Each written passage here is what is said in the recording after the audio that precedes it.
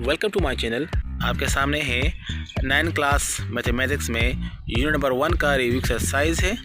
इस वीडियो में हम यूनिट नंबर 1 का रिव्यू एक्सरसाइज सॉल्व करेंगे और साथ में बेसिक कंसेप्ट भी आपको समझाएंगे। इस एमसीक्यूज के पीछे कंसेप्ट क्या है, तो चलो शुरू करते हैं आज की वीडियो। एमसीक्यूज नंबर फर्स्ट है कि 0 0 0 इस डैश मैट्रिक्स। तो ये आपके पास identity matrix with respect to addition है। हाफ मैट्रिक्स में आपके पास एक ऐसा मैट्रिक्स होता है जिसमें तमाम एलिमेंट्स ज़ीरो होते हैं।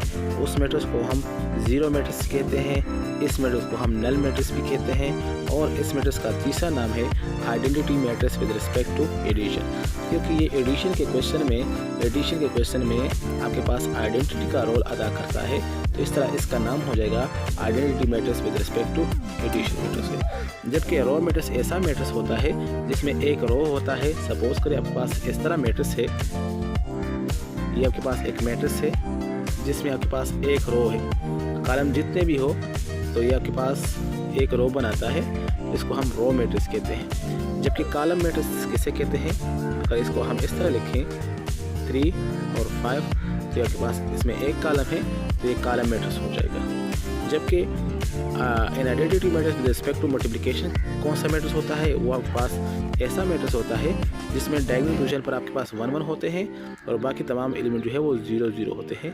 तो वो आपके पास होता है identity matrix with respect to multiplication. जबकि 0 0 मैट्रिक्स होता है वो identity matrix with respect to addition होता है। तो इसमें आपके साथ ऑप्शन नंबर सी इसमें राइट है। Second one, the matrix 4 0 0 -12 is dash matrix. आपके पास टाइप्स ऑफ मैट्रिक्स में एक मैट्रिक्स ऐसा होता है जिसमें पर आपके पास जो एलिमेंट्स होते हैं वो नॉन ज़ीरो होते हैं और बाकी जो नंबर होते हैं वो 0 होते हैं। तो इस किस्म के मैट्रिक्स को हम डायगोनल मैट्रिक्स कहते हैं। तो यहाँ पर डायगोनल मैट्रिक्स इसका राइट ऑप्शन है। जबकि स्केलर मैट्रिक्स के और कौन सा मैट्रिक्स होता है, जब आपके पास कोई मैट्रिक्स हो और उसका डायगोनल होना ज़रूरी है। सपोज कर यहाँ पर इस पोजीशन पर जो एलिमेंट्स है वो नॉन ज़ीरो हो, ठीक है, और बाकी जो है वो 0 हो। लेकिन ऐसे एलिमेंट्स हो जो आपस में क्या हो, सेम हो। फॉर एग्जाम्पल यहाँ पर 4 हो तो फिर यहाँ पर भी 4 हो, यहाँ पर -4 हो, यहाँ पर भी -4 हो, तो फिर इस मैट्रिक्स को हम डायगोनल मैट्रिक्स नहीं कहेंगे बल्कि ये स्पेसिफिक डायगोनल मैट्रिक्स बन जाएगा। इसको हम क्या कहेंगे, स्केलर मैट्रिक्स कहेंगे। फिर भी डायगोनल मैट्रिक्स होगा लेकिन स्केलर जो है इसका स्पेसिफिक आंसर हो जाएगा, ठीक है। तो यहाँ पर जो है डायगोनल मैट्रिक्स कैसे कहते हैं और स्केलर मैट्रिक्स कहते हैं, दोनों की आप पहचान कर लें। तो यहाँ पर चूँकि एलिमेंट जो है वो चेंज है, 4 है और दूसरा -12 है, तो इसलिए सिर्फ आपके पास डायगोनल मैट्रिक्स है, स्केलर मैट्रिक्स नहीं बनता। तो इसका राइट ऑप्शन ये है। Next one, third, if a is equal to -1 -2 3 1 then adjoint of a is equal to dash। अच्छा, आपने क्या करना है, इसका एडजॉइंट मालूम करना है। तो एडजॉइंट मालूम करने के लिए आपने क्या करना होगा कि आपने फर्स्ट डायगोनल के एलिमेंट को आपस में एक्सचेंज करना है, इनकी जगह जो है चेंज करनी है। तो यहाँ पर -1 और 1 जो है आपस में जगह चेंज कर लेंगे तो 1 -1 की जगह आ जाएगा और -1 है जो वो नीचे आ जाएगा। यहाँ इस तरह डायगोनल एलिमेंट है उनका साइन चेंज हो जाएगा, जो -2 है वो +2 हो जाएगा और जो +3 है वो हो जाएगा -3 हो जाएगा। तो इस तरह इसका जो राइट ऑप्शन है वो ऑप्शन नंबर बी है। 4 number equal to 2 3 3 4 matrix then find A inverse. तो आपने ए इनवर्स को मालूम करना है। इनवर्स के 2 नाम हैं। ए इनवर्स को हम मल्टीप्लिकेटिव इनवर्स भी कहते हैं और सिंबॉलिकली इसका मतलब होता है A inverse.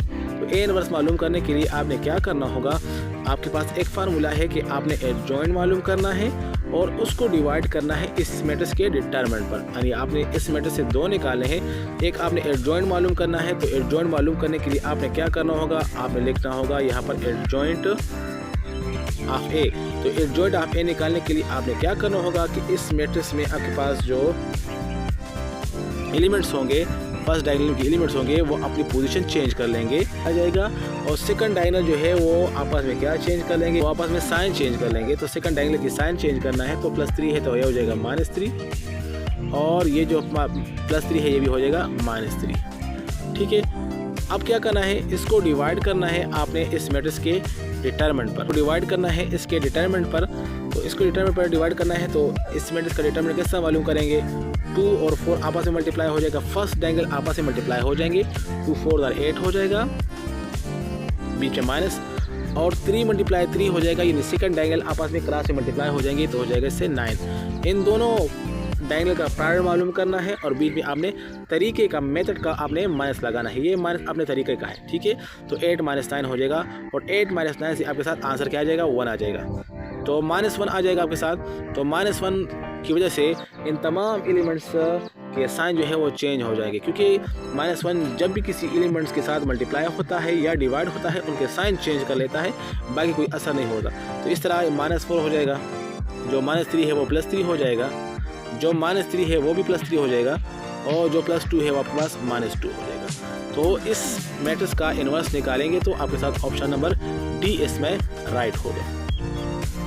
MCQ number 5 for what value of D is the 2/2 matrix is not invertible. आपने D की वैल्यू को मालूम करना है, ये आपके पास 2/2 मैट्रिक्स है, इसका आर्डर गिवन है, 2/2 इसका आर्डर है और आपने D की वैल्यू मालूम करनी है, लेकिन ये ऐसा मैट्रिक्स है जो कि नॉट इन्वर्टेबल है, जिसका इन्वर्स पॉसिबल नहीं है। और इन्वर्स पॉसिबल नहीं है का मतलब क्या है कि इस मैट्रिक्स का डिटरमिनेंट 0 होगा तभी इसका इन्वर्स पॉसिबल नहीं होगा, ठीक है। हम कहते हैं कि मैट्रिक्स का डिटरमिनेंट 0 होगा तो उसका इन्वर्स पॉसिबल नहीं होगा।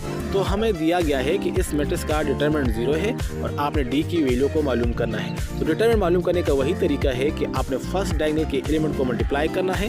तो फिर आपने फर्स्ट डायगोनल के एलिमेंट को मल्टीप्लाई करना है, तो फर्स्ट डायगोनल क्या है, 5 और D है, तो 5 और D को मल्टीप्लाई करेंगे तो आ जाएगा 5D, 5 × D, बीच में हो जाएगा तरीके का माइनस, और सेकंड डायगोनल जो है वो आपके पास है 2 और 1.5 मल्टीप्लाई हो जाएंगे तो इससे फुल 3 आ जाएगा और इक्वल टू हम लगाएंगे 0, क्योंकि ये आपके पास जो डिटरमिनेंट है वो 0 के बराबर होगा, ठीक है। अब 3 को उस साइड पर ट्रांसफ़र करें तो यह हो जाएगा आपके साथ 5D = 3, 5D = 3। और जब डिवाइडिंग 5 ऑन बोथ साइड करेंगे तो आपके साथ D की जो वैल्यू हो जाएगी वो हो जाएगी 3/5 और 3/5 को आप सोल्व करेंगे, 3/5 को तो आप 0 लगाएंगे, पॉइंट लगाएंगे तो आपके साथ जो आंसर आ जाएगा वो आ जाएगा 0.6 आ जाएंगे, यानी 3 को आप 5 पे डिवाइड करें तो 0.6 आपके साथ आंसर आ जाएगा। तो इस तरह D की वैल्यू अगर 0.6 होगी तो इस मैट्रिक्स का डिटरमिनेंट 0 के बराबर आएगा और फिर इस मैट्रिक्स का इन्वर्स जो है वो नॉट पॉसिबल हो। नेक्स्ट आपके पास है 6 number, suppose A and B are 2/2 matrices which of the following are the dimension of the A plus B। आपके पास A और B जो है दोनों आपके पास 2/5 मैट्रिक्स है, यानी इसमें 2 रोज है और 5 कॉलम्स है। तो फिर आप मुझे बताएं कि A plus B को हम निकालेंगे तो उसका डायमेंशन क्या होगा। तो याद रखें कि जब भी आपके पास एडिशन या सब्ट्रैक्शन का काम हो मैट्रिसेस में तो उसकी वजह से वैल्यू में चेंज आ जाता है, लेकिन मैट्रिक्स के रो और कॉलम में इजाफा या तब्दीली नहीं होती।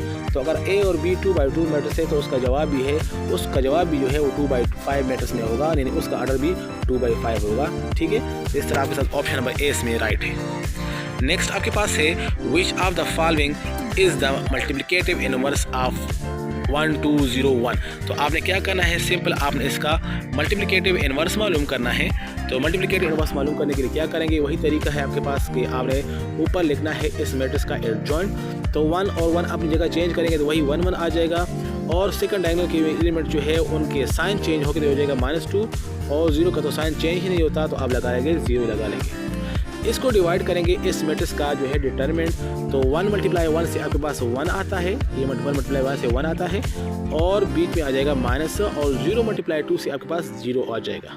यानी इसी मैट्रिक्स को आपने 1 पे डिवाइड करना है तो इसमें कोई फ़र्क नहीं पड़ेगा, 1 1 -2 और 0 और 1 इस मैट्रिक्स का जो है क्या है मल्टीप्लिकेटिव इनवर्स से। तो इस तरह देख लें कौन सा मैट्रिक्स आपके पास है, ऑप्शन नंबर 20 में राइट है।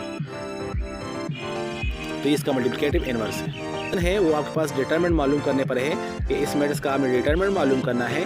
तो 4 -1 -9 और 2 का आपने डिटरमिनेंट मालूम करना है। तो आपने क्या करना है, फर्स्ट डायगोनल के एलिमेंट को आपने मल्टीप्लाई करना है इस तरह, बीच में मेथड का माइनस लगाना है और सेकंड डायगोनल वाले को आपस में मल्टीप्लाई करना है, -9 × -1।